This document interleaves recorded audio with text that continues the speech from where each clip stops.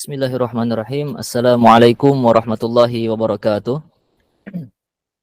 Waalaikumsalam warahmatullahi wabarakatuh.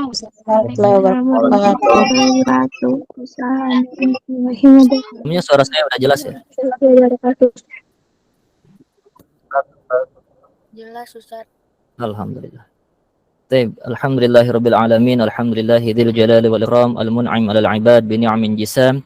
المتوحد بكمال علائه ونوال آرائه قائما بالعقدة والأحكام نحمده ونستعينه ونستغفره ونستهديه ونؤمن به ونتوكل عليه نشكره ولا نكفره لا إله غيره لا رب سواه أشهد أن لا إله إلا الله وأشهد أن محمدا عبده ورسوله الذي بلغ الرسالة وأدى الأمانة ونصح الأمة وجاهد في سبيله حق جهاده وكشف به الغمة اللهم صل وسلم وبارك وزد وكرم على هذا النبي الكريم سيدنا محمد الرؤوف الرحيم وعلى آله وأصحابه ومن اهتدى بهدايته إلى يوم الدين سبحانك لا علم لنا إلا ما علمتنا إنك أنت العليم الحكيم اللهم انفعنا بما علمتنا وعلمنا ما ينفعنا وارزقنا علوما تنفعنا في الدين والدنيا والآخرة أما بعد. Alhamdulillah, kawan-kawan sekalian, komunitas sahabat fisabilillah yang semoga selalu Allah berikan limpahan rahmat, nikmat dan juga karunia-Nya yang begitu luar biasa. Dan semoga kita semua termasuk orang-orang yang bersyukur atas segala rahmat dan nikmat Allah ini. Di antara nikmat yang agung ini adalah nikmat iman dan nikmat digerakkannya hati kita untuk selalu mencintai majelis ilmu, untuk selalu menghadiri majelis ilmu, dan menambah selalu wawasan keagamaan kita ya. Karena tidak ada faedahnya seseorang beramal tanpa ilmu, karena ilmu itu qabla al-amal ya. Wal adab fawqa al-ilm. Maka urutannya adalah al-ilmu qabla al-amal wal adab fawqa al-ilm. Sebelum beramal harus ada ilmunya dulu, karena tanpa ada ilmu maka amalan itu bisa tertolak. Dan begitu juga ketika kita sudah berilmu, jangan lupa bahwasanya adab di atas segalanya. Alhamdulillah pada malam hari ini kita sudah menginjak tanggal kalau tidak salah 20 Rajab ya. 20 Rajab di mana sekitar berapa 50 harian lagi kita akan memasuki bulan yang agung, bulan yang luar biasa, bulan di mana dilipat gandakannya pahala ya. Di mana turunnya rahmat yang luar biasa dari Allah Subhanahu wa taala, itu bulan Ramadan ya. Bulan diwajibkannya kita sebagai umat muslim untuk berpuasa. Maka dalam rangka itu ketika dipinta tema oleh admin ya, saya rasa tema ini cukup penting ya bagi kita semua. Karena mungkin kebanyakan dalam kajian-kajian ini membahas mengenai tasawuf ya, atau tazkiyatun nafas, sehingga dalam segi fikihnya pun harus diperkuat ya, karena ditakutkan kita melakukan amalan ibadah tapi tidak diperkuat dengan dirayah keilmuan fikihnya, keilmuan syariahnya. Di sini insya Allah kita akan membahas mengenai fikih siyam ya, cuman dari perspektif madhab Imam Asy-Syafi'i, karena kalau kita bahas dari semua madhab tidak ada habisnya ya, akan banyak perdebatan di dalamnya. Dalam hal ini as-siyam ya, siyam itu kalau secara bahasa ini sudah lumrah, yaitu menahan ya. Adapun dalam segi syariat yaitu menahan daripada syahwat ya, syahwat yaitu al-batni wal farji min tulu' al-farji fajri as-sadiq ila ghurubi syamsi binati taqarrub ila Allah taala, yaitu kita menahannya syahwat ya, baik itu syahwat perut ya, untuk makan, ataupun syahwat daripada memenuhi farj ya, memenuhi hawa nafsu ya, hawa nafsu dalam berhubungan jima. Dengan menahan semua itu, dan juga yang mana waktunya itu dimulai daripada tulu'il fajri, terbitnya matahari, sampai kepada terbenamnya matahari ya, dengan mana wajib kita melakukan niat sebelumnya di malam harinya. Adapun hukum berpuasa ini adalah fardu ain ya. Fardu ain ala kulli muslimin wa muslimatin mata tawaffaratish syurut. Ketika memang syarat-syaratnya sudah terpenuhi. Dalilnya sudah lumrah dan sudah jelas ya. Yaitu dalam surat Al-Baqarah ayat 183. Ya ayyuhalladzina amanu kutiba alaikumussyam kama kutiba alal ladzina min qablikum la'allakum tattaqun.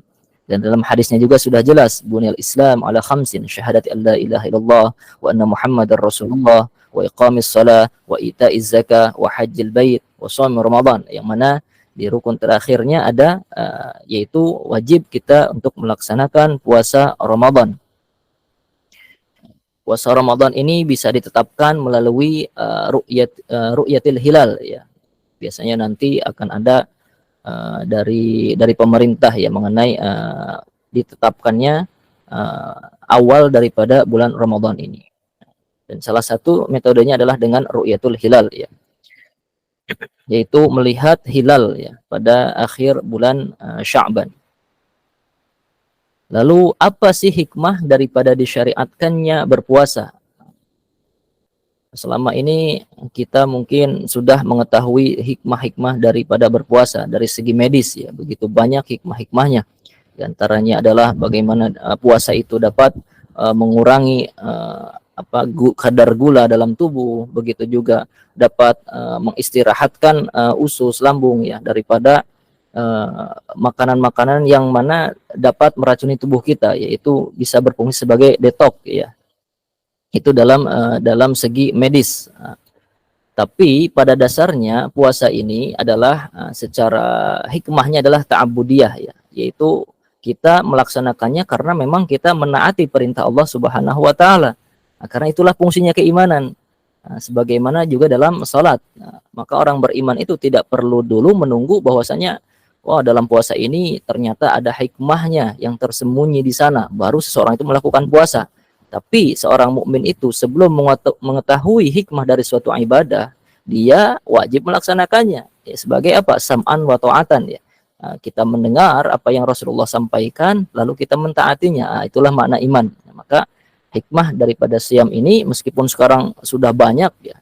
Dan kalaupun misalnya tidak ada hikmahnya, katakanlah misalnya tidak ada hikmah dari segi medis dari berpuasa ini, kita tetap diwajibkan berpuasa karena sifatnya adalah ibadah ya, ibadah dan juga kewajiban. Lalu hikmahnya juga adalah puasa ini dapat memberikan makanan kepada jiwa kita ya.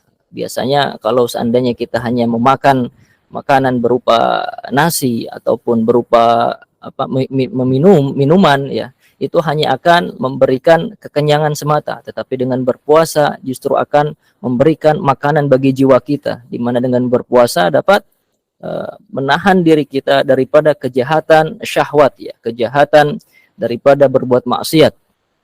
Nah, itulah daripada salah satu hikmah diwajibkannya berpuasa. Lalu apa saja syarat-syarat daripada seseorang itu wajib berpuasa? Itu syarat-syarat yang umum yang pasti adalah pertama seseorang itu harus seorang yang muslim ya. Karena murtad itu tidak dibebani untuk berpuasa. Kalaupun seseorang itu murtad ya, kalau dia berpuasa memaksakan tidak akan diterima puasanya.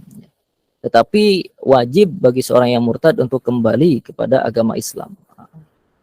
Itu yang pertama, Islam. Yang kedua harus dia itu bulugh ya, baligh ya. Yang mana dalilnya sudah jelas bahwasanya rufi'al qalam an thalathatin ya, anis sabi hatta yablugha, di antaranya yaitu bahwasanya catatan amal ya diangkat oleh Allah Subhanahu wa taala. Maksudnya tidak ada kewajiban di sana bagi seseorang untuk melakukan apa-apa yang disyariatkan, yaitu pada sampai seseorang itu yang pertama adalah anak kecil sampai dia balik dewasa ya. Lalu yang ketiga harus berakal ya. Karena orang yang junun atau orang gila itu tidak diwajibkan untuk berpuasa. Lalu yang keempat, seseorang itu harus memiliki kemampuan untuk melaksanakan ibadah puasa ini. Makanya orang yang sakit itu diberikan rukhsah atau keringanan untuk tidak melaksanakan berpuasa ya. Kalau sakitnya itu hanya fatrah ya, hanya sementara, maka dia wajib mengqadanya nanti ketika sudah sehat. Sedangkan kalau dia itu sakitnya muzamman ya, sakitnya itu memang tidak ada harapan sembuh, bisa dengan membayar fidyah. dan dia tidak diberikan kewajiban untuk berpuasa. Lalu setelah itu apa saja syaratnya? Dia itu harus suci daripada haid dan nifasnya. Ini bagi perempuan ya.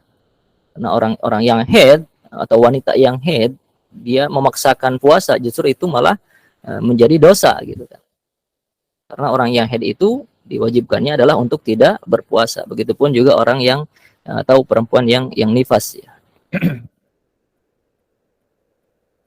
Terus idan tahat. Nah, di sini ada beberapa faedah ya. Idan tahat muddatul haid awin nifas wajib shaumu wa in lam tagtasil.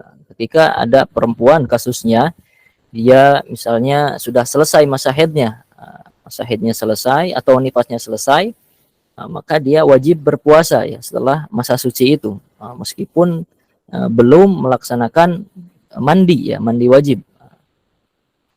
Jadi mungkin ada beberapa anggapan bahwasanya seorang perempuan itu belum wajib berpuasa kalau seandainya dia belum suci atau belum mensucikan dengan mandi besar.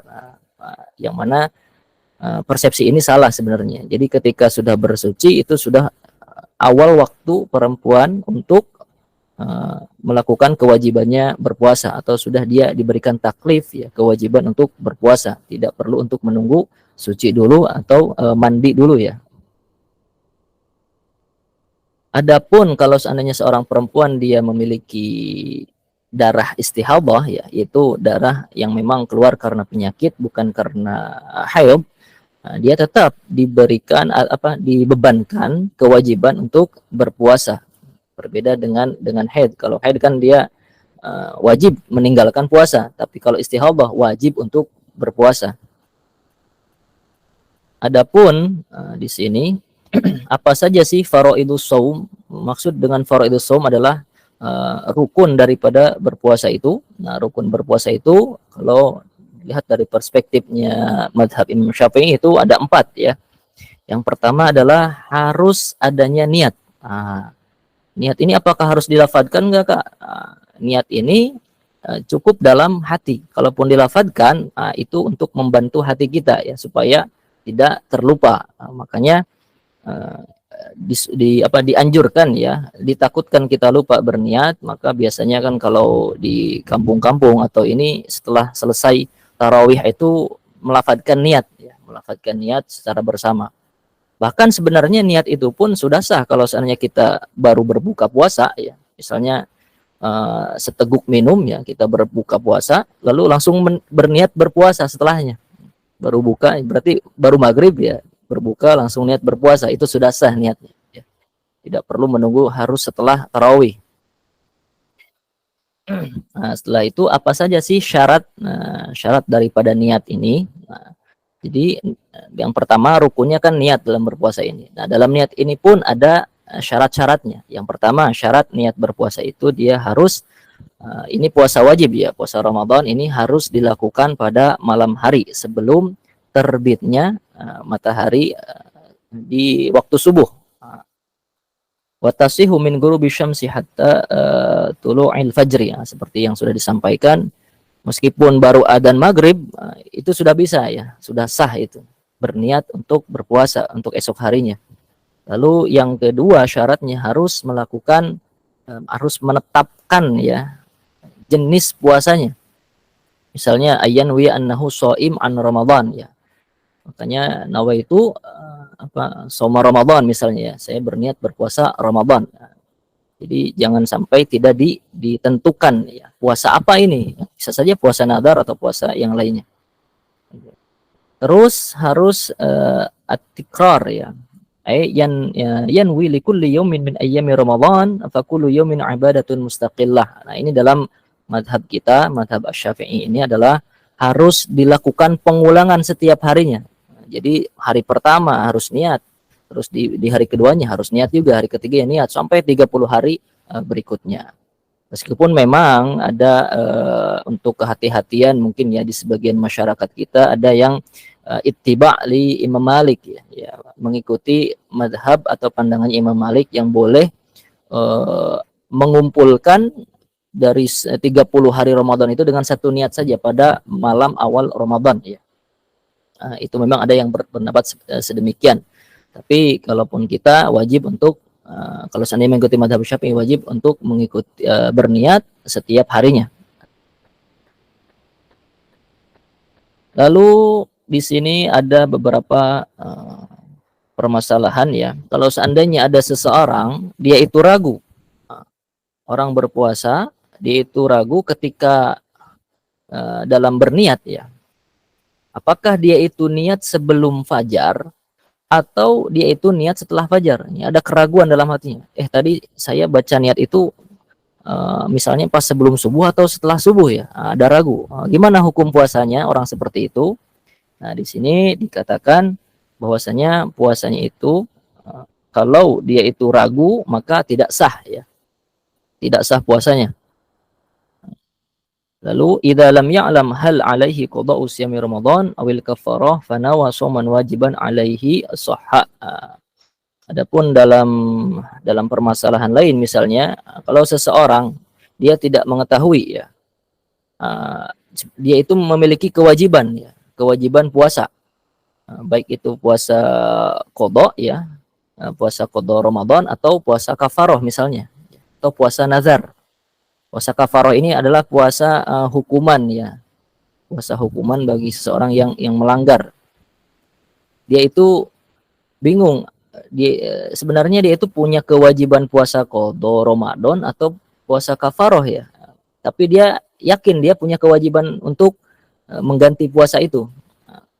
Maka bagaimana caranya supaya sah puasanya itu atau menjatuhkan kewajiban atau menggugurkan kewajiban dia dari hutang puasa? Cukup dia berniat puasanya dengan secara mutlak ya. Misalnya saya niat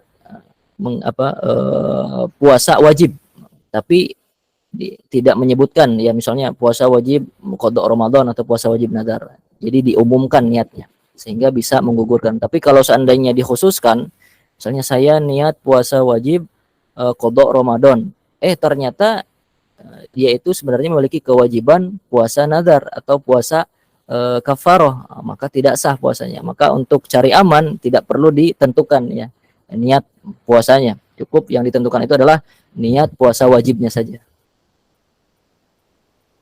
Lalu tadi setelah syarat niat itu yang pertama adalah harus at-tabyid malam hari ya yang tadi sudah dibahas.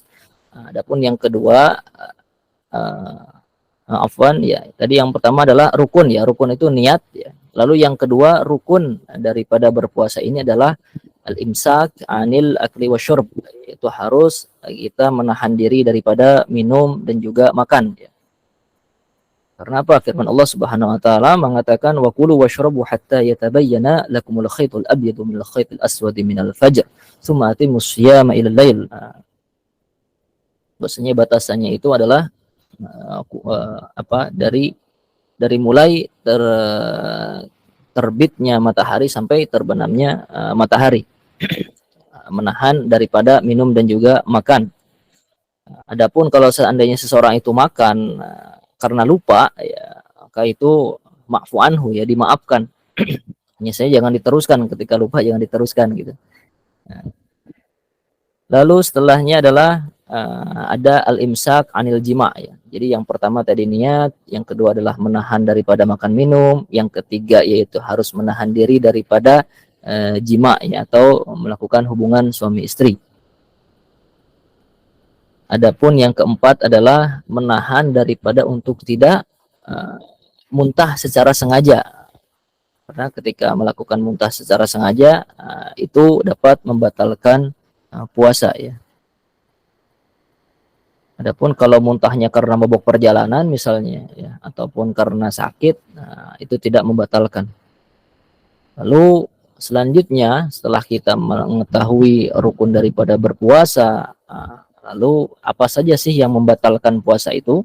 Nah, yang membatalkan puasa ini ada 10 macam ya.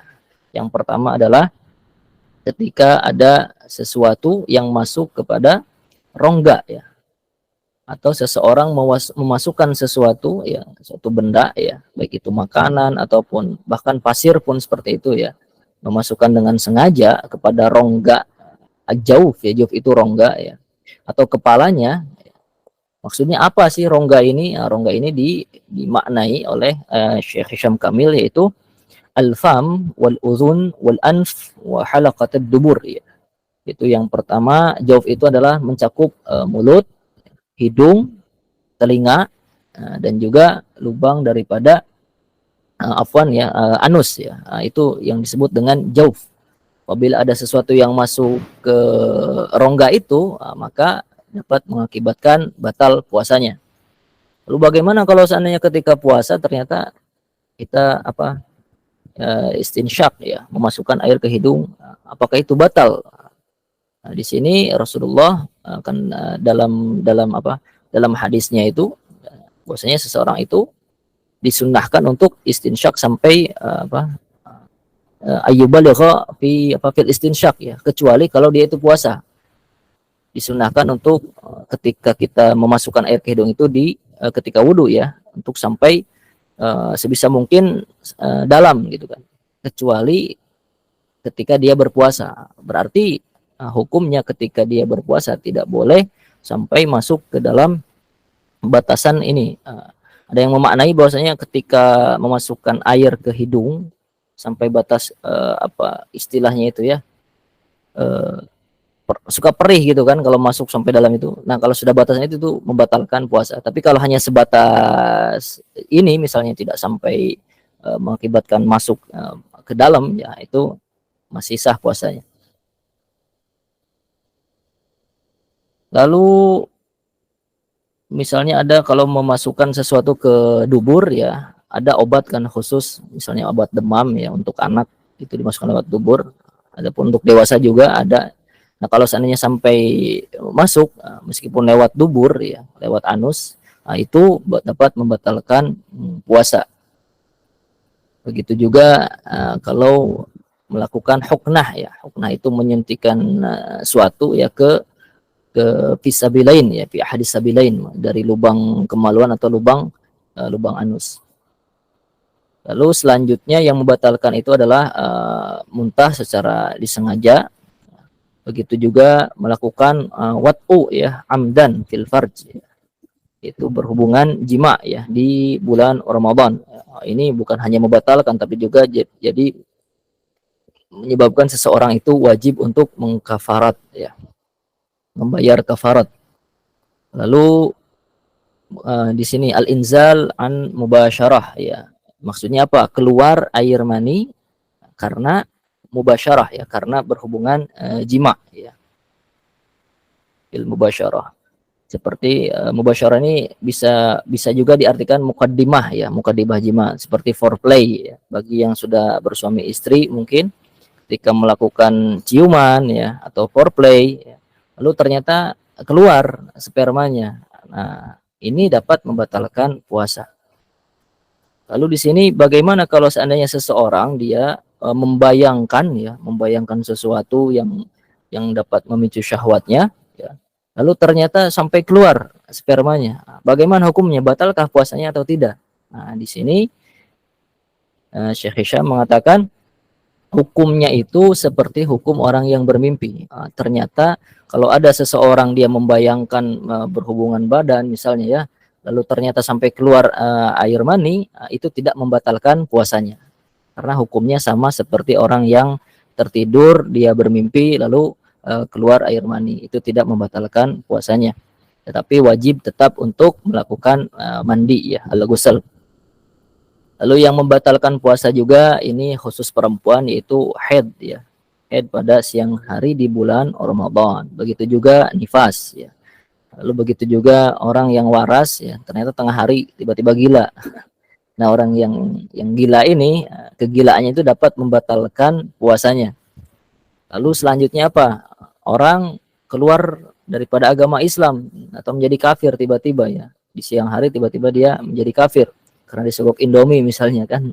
Nah, ini orang seperti ini dia batal puasanya karena riddah ya, karena murtad, keluar daripada agama Islam.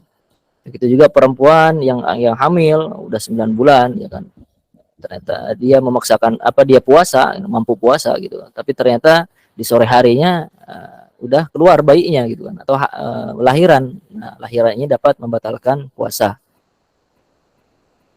Lalu di sini ada beberapa permasalahan ya yang sering kita temui mungkin, seperti kalau seandainya ada seseorang itu mandi wajib ya, mandi wajib misalnya di siang hari bulan Ramadan, kan yang namanya mandi wajib ya harus ta'mimul ma ila jami'il badan ya, harus totalitas gitu kan, air itu sampai kepada seluruh tubuh, jangan sampai ada yang terlewat, itu kan mandi wajib.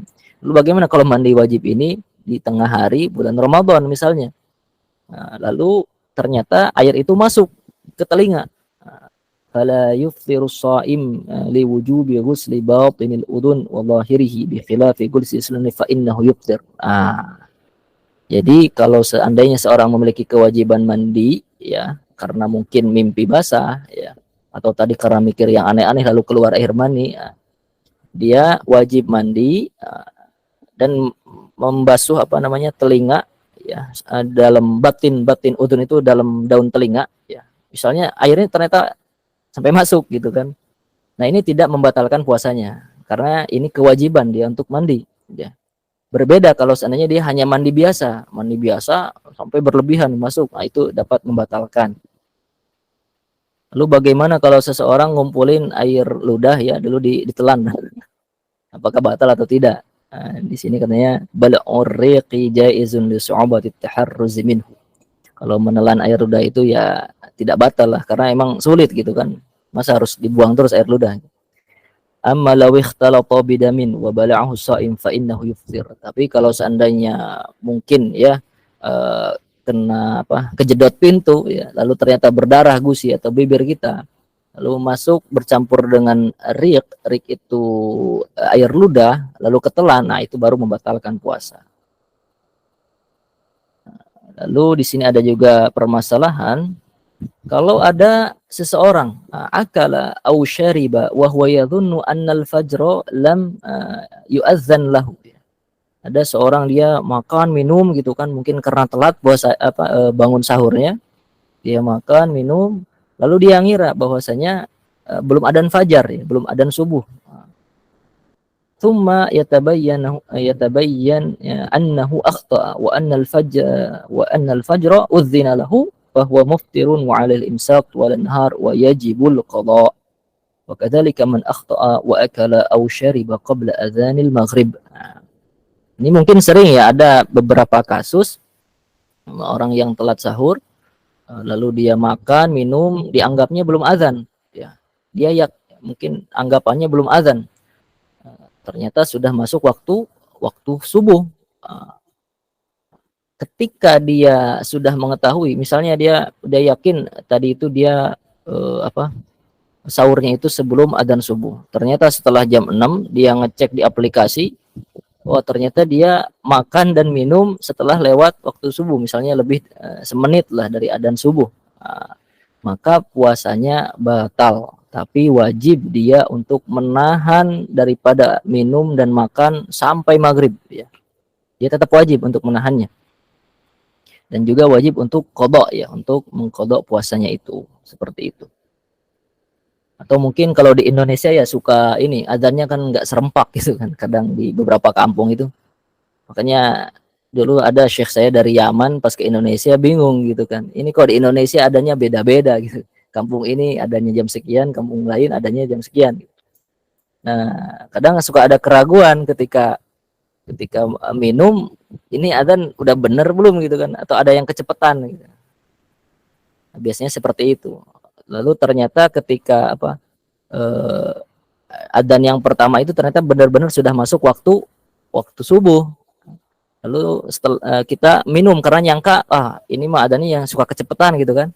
Lalu adzan yang kedua muncul. Nah, kalau seperti itu kita harus cek dulu ini mana yang benar gitu kan. Kalau sudah yakin itu salah ya, berarti wajib kita qada puasanya. Wajib kita qada, tetapi wajib juga kita menahan sampai maghrib ya. Jangan mentang-mentang karena kelewat subuh makan sepuasnya sampai maghrib, nggak boleh ya, tetap wajib untuk menahan.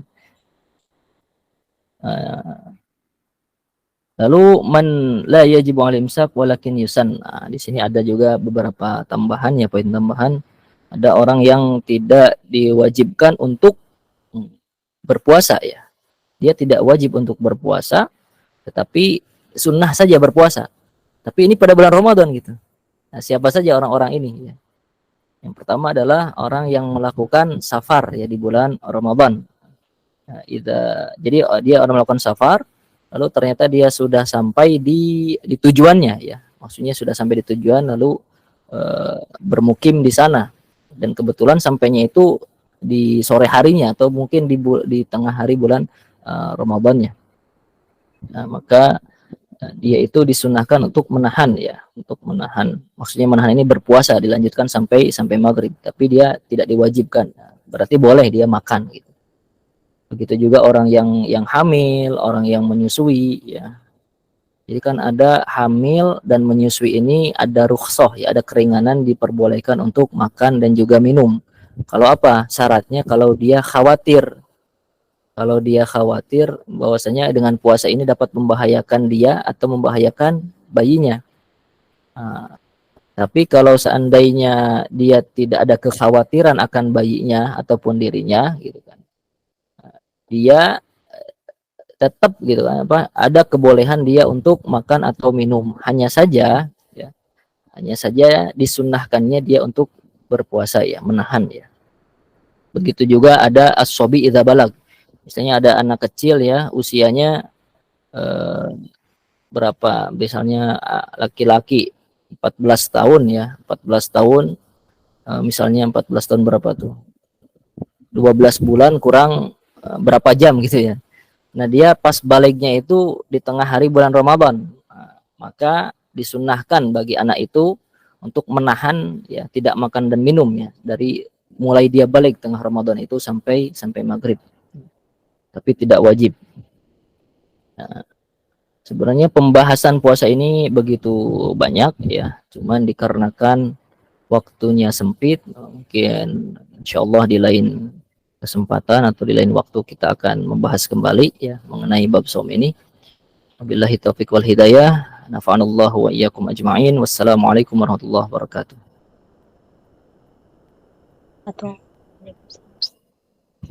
Waalaikumsalam warahmatullahi wabarakatuh. Waalaikumsalam warahmatullahi wabarakatuh. Waalaikumsalam warahmatullahi wabarakatuh.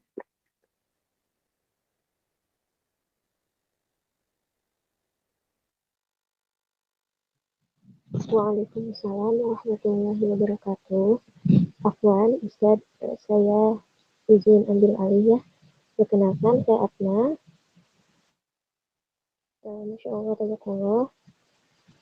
Ya, kalau khairan kepada Ustaz Salih Abdul Ghafar, karena telah memberikan ilmunya yang luar biasa untuk kita semua. Semoga ilmunya dapat bermanfaat bagi orang lain, dan semoga selalu dalam kebahagiaan, keamanan, dan keberkahan Allah SWT. Amin. Amin. Baik, pada semuanya, acara selanjutnya adalah sesi tanya jawab. Saya ambil 7 pertanyaan tercepat dengan ketentuan sebagai berikut. Disimak baik-baik ya. Pertama, sebelum bertanya, silahkan untuk salam dan perkenalkan diri. Kedua, pertanyaan sesuai dengan tema yang diberikan. Ketiga, pertanyaan yang diajukan melalui unmute. Nanti saya ambil 7 peserta tercepat yang angkat tangan dan saya akan bacakan namanya.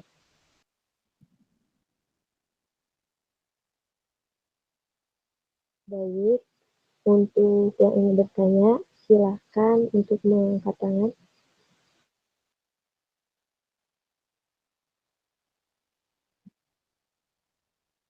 Baik, yang pertama kepada Ukhti Nafis. Silakan.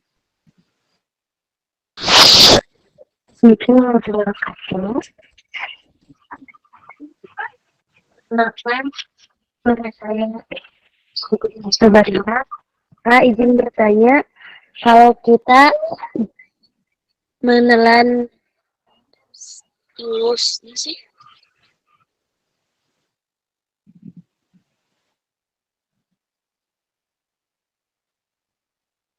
Satuan Ukhti Nafis, bisa diulangi pertanyaannya?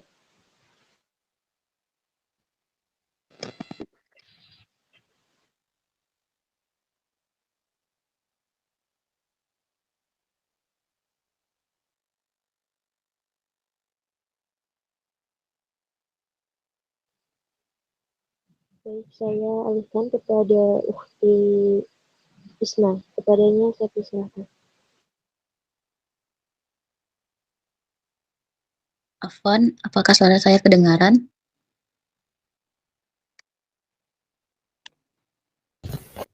Jelas jelas. Kembali. Assalamualaikum warahmatullahi wabarakatuh. Waalaikumsalam. Perkenalkan saya Ismawati. Saya izin bertanya Ustadz. Yang pertama, bagaimana kita itu tetap istiqomah dalam menjalankan amal yaumi sehari-hari. Terutama ini kan kita sudah masuk di bulan Rajab, yang dimana kan yang seperti yang kita ketahui bahwasanya bulan Rajab itu adalah bulan kita untuk menanam. Selanjutnya adalah bulan Sya'ban, di mana kita mulai menyiram, dan Ramadan itu adalah bulan di mana kita memanen hasil tanaman kita. Untuk yang kedua, bagaimana sih tanggapan Ustadz terkait dengan seseorang ini statusnya lagi berpuasa, tapi masih gemar menggibah seperti itu? Apakah puasanya itu batal atau mengurangi pahala dari puasanya tersebut? Untuk pertanyaan yang ketiga, setelah mengganti puasa di Ramadan, seseorang ini tuh pengen atau ingin berpuasa 6 hari di bulan Sya'ban. Tapi qadarullah pada saat melaksanakan puasa 6 hari di bulan Syawal, maksudnya, mohon maaf, dia ini datang haid gitu. Apakah masih bisa dilanjut? Apakah puasa Syawalnya itu harus berurutan 6 hari atau bisa dijeda terus dilanjutkan lagi setelah masa akhirnya itu selesai? Terima kasih. Kata dari Ustadz untuk menjawab pertanyaannya. Yang pertama adalah bagaimana menjaga konsistensi atau keistiqomahan untuk mempersiapkan menuju bulan suci Ramadan. Sebenarnya dalam menghadapi bulan Ramadan ini kan, Ramadan itu sebenarnya adalah di mana bulan kita sudah terbiasa dengan amalan-amalan soleh sebenarnya. Makanya para ulama selalu mewanti-wanti ya, dari mulai bulan Rajab ini, mari kita untuk selalu membiasakan diri untuk melakukan amalan-amalan ibadah ya, baik itu dengan puasa sunnah ya, baik itu dengan membaca Al-Quran. Apalagi bulan Rajab ini adalah masuk dalam salah satu arbaatun hurum ya, bulan yang dimuliakan oleh Allah ya. Di antaranya adalah ada Dzul Qa'dah, Dzul Hijjah, Syawal, dan salah satunya yang beda sendiri adalah Ramadan Rajab, di bulan Rajab, yang mana ada pendapat mengatakan di bulan haram ini amalan-amalan dilipat gandakan. Karena apa? Karena keburukan juga dilipat gandakan. Makanya inilah cukup sebenarnya untuk memotivasi kita ya, di bulan Rajab, di bulan haram, di bulan yang mulia ini, untuk selalu memperbanyak amalan-amalan kebaikannya. Karena apa? Yang pertama, bulan ini adalah bulan yang dimuliakan oleh Allah.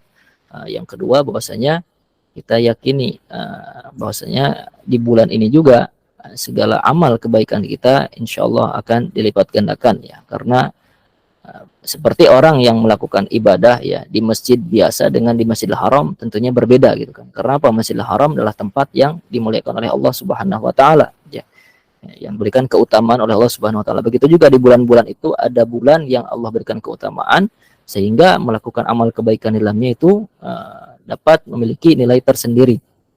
Lalu setelahnya, orang yang berpuasa tapi tetap dia itu syatam ya, mencaci orang, menggibahi orang, dalam kategori zahirnya puasanya sah kalau seandainya dia memenuhi syarat-syarat tadi ya, dan juga memenuhi rukun-rukun puasa.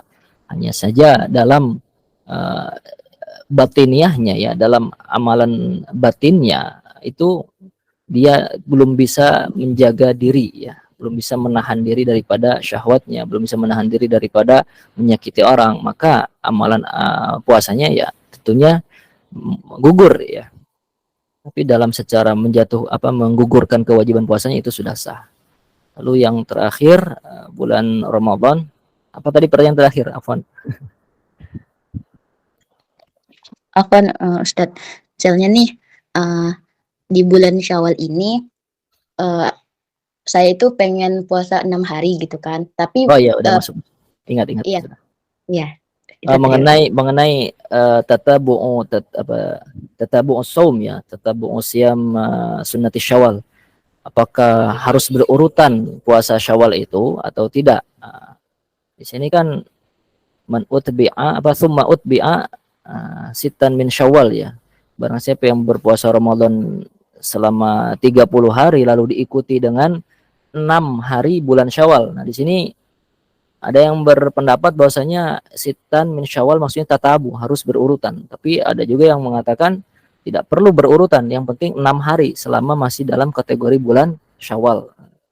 Maka tidak apa-apa dilanjut, misalnya di hari ketiganya haid ya. Lalu ternyata diselang haid, berarti lanjutkan, berarti keempat, kelima, keenam ya. Seperti itu, wallahu a'lam bishawab.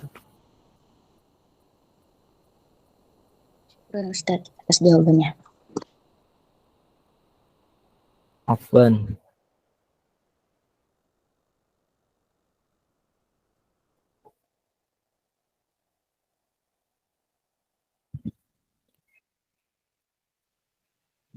Baik, untuk penanya kedua, saya lempar kepada Ukti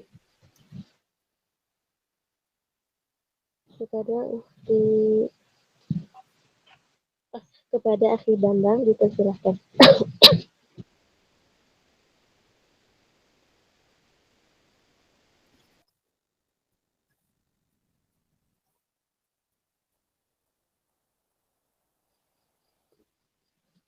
Akhi Bambang, apakah ada? Ya, assalamualaikum warahmatullahi wabarakatuh. Saya mau tanya, saya pernah dengar itu tentang puasa sunat ya gitu kan. Katanya niatnya itu bisa digabung, misalnya kita puasa sunat di hari Kamis, terus bertepatan sama Ayamul Bid. Apakah bisa gitu kan digabung niatnya puasa sunnah Kamis sama Ayamul Bid? Mohon penjelasannya Ustaz. Assalamualaikum warahmatullahi wabarakatuh. Waalaikumsalam warahmatullahi wabarakatuh. Nah, ini ada bab al-isyraq finniyah. Itu maksudnya menggabungkan dalam satu ibadah. Bagaimana hukumnya gitu kan. Sini ada berbeda-beda pendapat sebenarnya ulama ya. Kalau seandainya derajat ibadahnya itu sama, misalnya sama-sama sunnah, maka itu sah-sah saja menggabungkan niyah ya. Tapi ada yang berpendapat kalau seandainya derajat ibadahnya itu beda, misalnya sunnah digabungkan ya dengan yang wajib, bagaimana hukumnya? Ada yang mengatakan itu tidak sah gitu kan. Ada yang mengatakan sah. Cuman dalam kasus tadi itu kan niat sunnah, insya Allah dua-duanya mendapatkan pahala ya dari puasa Senin dan juga Ayyamul Bid karena sama-sama sunnah.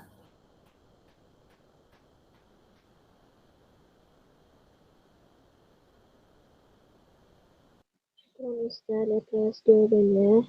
Lanjut kepada pertanyaan ketiga. Saya lempar kepada Usti Sofina, silahkan.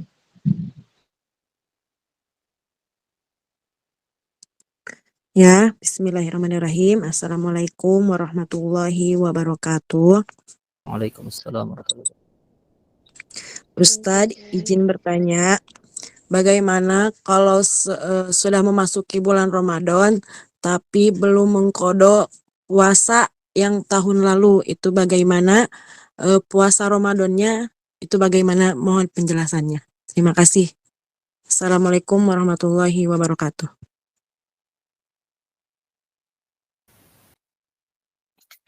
Jadi orang yang misalnya takhir qada ya, mengakhirkan qada sampai masuk kepada bulan selanjutnya. Di sini sebenarnya kalau kita lanjutkan kajiannya, kitab ini akan menyinggung pembahasan masalah itu. Yang mana di sini berarti dikatakan bahwasanya dia wajib membayar fidyah ya. Fidyah.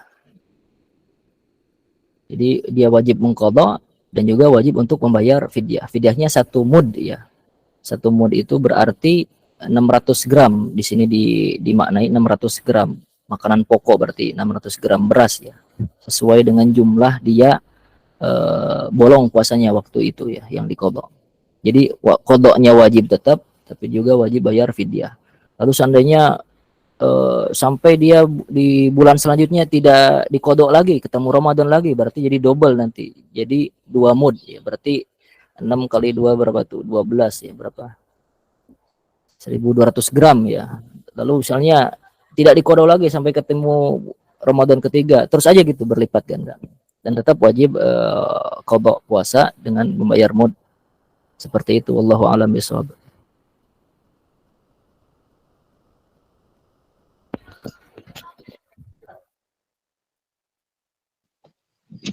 Syukron Ustaz. Lanjut kepada pertanyaan ke-4. Ukti Ella, dipersilahkan.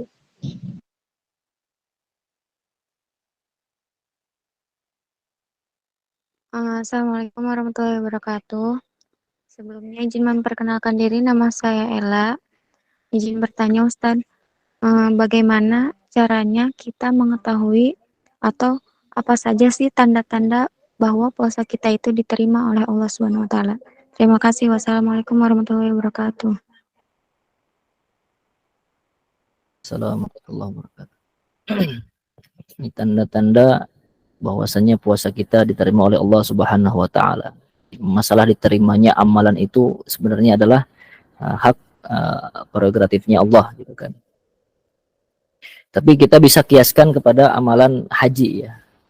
Dia ada ulama berpendapat haji yang mabrur itu kan dari kata birrun ya. Birrun itu artinya baik. Berarti mabrur itu ketika hajinya mabrur, maka sifat kebaikan itu sudah menjadi tabiat dari dirinya.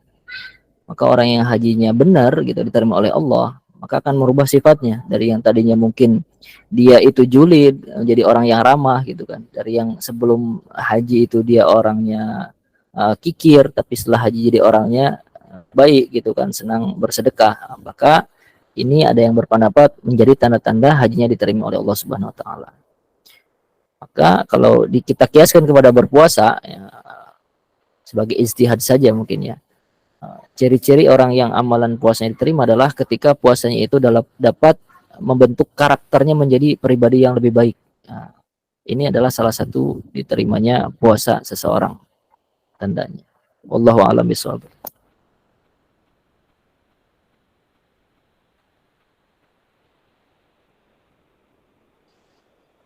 Kepada Ustaz, lanjut kepada pertanyaan kelima. Saya minta kepada Ukti Chelsea, dipersilakan. Bismillahirrahmanirrahim. Afwan, Assalamualaikum warahmatullahi wabarakatuh. Afwan izin bertanya Ustadz, bagaimanakah hukum orang yang berpuasa tapi tidak sholat? Terima kasih. Assalamualaikum warahmatullahi wabarakatuh.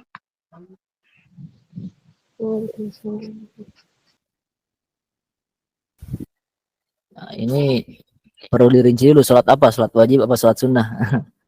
Kalau ada pun sholat wajib ya dia dosa meninggalkan sholat wajib ya. Kalau seandainya dia meninggalkan sholatnya karena malas, tidak bisa dihukumi sebagai kafir, hanya saja dia berdosa gitu kan.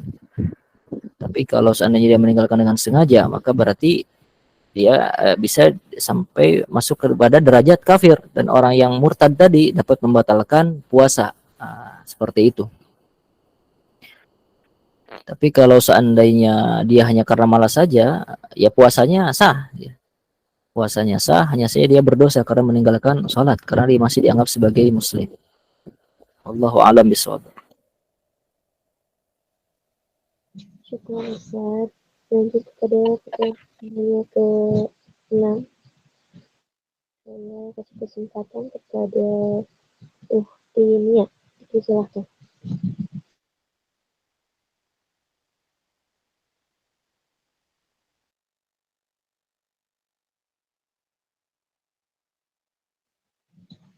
Ukti Nia, apakah ada? Afwan Kak, di sini ada 2 nih ya.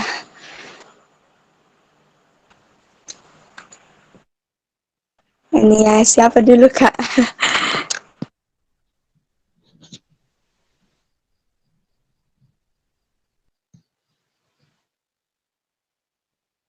Tidak. Bismillahirrahmanirrahim. Assalamualaikum warahmatullahi wabarakatuh. Waalaikumsalam. Waalaikumsalam warahmatullahi wabarakatuh.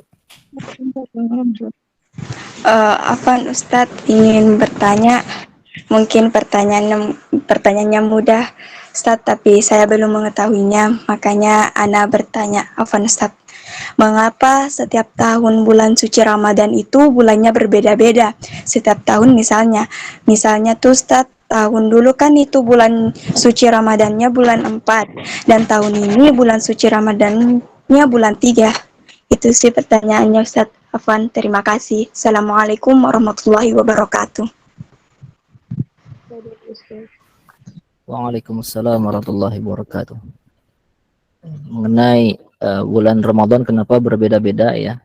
Karena perhitungan bulan Ramadan itu adalah mengikuti tanggal Hijriah ya, yang mana mengikuti daripada bulan ya, proses bulan mengitari bumi ya. Berbeda dengan kalender Masehi, itu adalah perhitungannya daripada matahari ya. Bagaimana bumi mengitari matahari. Dan di sini terdapat selisih gitu kan. Saya lupa lagi selisihnya entah berapa hari ya. Jadi ada perbedaan antara Hijriah dengan Masehi. Makanya kan perhitungan awal tahun itu kalau Masehi itu kan tengah malam ya. Tengah malam, sedangkan kalau perhitungan tahun baru Hijriah adalah ketika terbenamnya matahari, yaitu setelah masuk waktu maghrib. Kenapa? Karena pada saat malam itulah bulan muncul. Seperti itu. Wallahu a'lam. Makasih Ustadz. Afwan.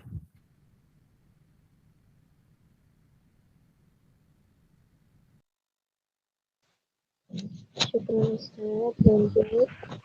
Oh ya, sebelum ini kan pertanyaan terakhir ya. Sebelum itu coba tolong kepada semua yang ingin bertanya diturunkan di tangannya ya. Saya hitung 1 sampai 3. Mohon untuk turunkan tangan dulu.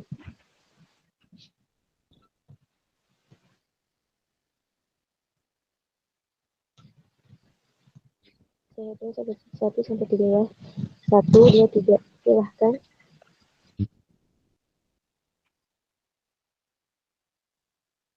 Baik, kepada Ufti Andinot dipersilahkan untuk bertanya.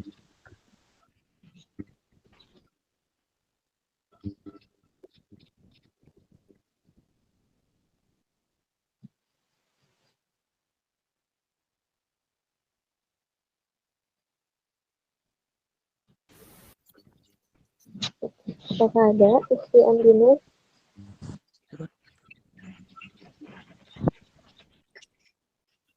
Baik, Assalamualaikum warahmatullahi wabarakatuh. Waalaikumsalam. Pak Ustaz, saya mau bertanya, apakah seseorang yang sedang bepergian wajib berpuasa atau boleh mengqadah puasanya nanti? Sejauh mana batasan membatalkan puasa jika seseorang tidak sengaja makan atau minum? Terima kasih Ustaz. Assalamualaikum warahmatullahi wabarakatuh. Waalaikumsalam. Nah, jadi untuk seseorang mendapatkan rukhsah berbuka puasa ketika melakukan perjalanan, ada syaratnya. Kadang kita tidak mengetahui syaratnya, tiba-tiba melakukan perjalanan dan membuka puasa begitu saja gitu kan. Syaratnya yang pertama adalah diantaranya harus dia melakukan perjalanannya itu sebelum terbit matahari. Berarti di malam hari dia melakukan perjalanannya. Dan juga jarak tempuhnya itu adalah jarak safar berapa itu?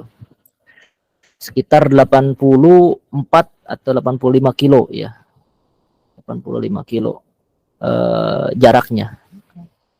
Maka kalau seseorang dia melakukan perjalanan setelah bada subuh, dia tidak ada rukhsah untuk berbuka puasa. Tidak ada keringan untuk berbuka puasa. Tapi kalau dia melakukan perjalanan sebelum subuh dan jaraknya itu adalah jarak diperbolehkannya seseorang mendapatkan keringanan rukhsah, yaitu sekitar 84 atau 85 kilogram ya. 85 kilo ya. Maka itu boleh. Ada Allah Ta'ala alam bisawab.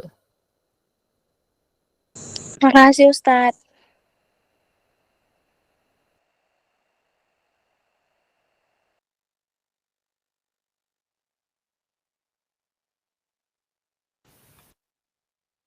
Apakah sudah yang bertanya? Soalnya sudah pukul 9. Iya 13. Ustadz, makasih. Alhamdulillah, satu persatu pertanyaan sudah terjawab. Tidak terasa, waktu telah menunjukkan pukul 21 malam lebih ya. Berarti sebentar sudah kebersamaan kita dalam kajian ini. Semoga apa yang disampaikan Ustadz Abdul Ghafar menjadi ladang pahala untuk beliau, khususnya dan umumnya untuk kita semua. Amin. Untuk menutup kebersamaan kita kali ini, marilah kita akhiri kajian ini dengan doa yang akan dipimpin langsung oleh Ustadz Abdul Ghafar. Kepadanya dipersilahkan. Kepada Ustadz. Sebelumnya beristighfar bersama. Astaghfirullahaladzim alladzi la ilaha illa huwal hayyul qayyum wa atubu ilaih. Astaghfirullahaladzim alladzi la ilaha illa huwal hayyul qayyum wa atubu ilaih. Astaghfirullahaladzim alladzi la ilaha illa huwal hayyul qayyum wa atubu ilaih.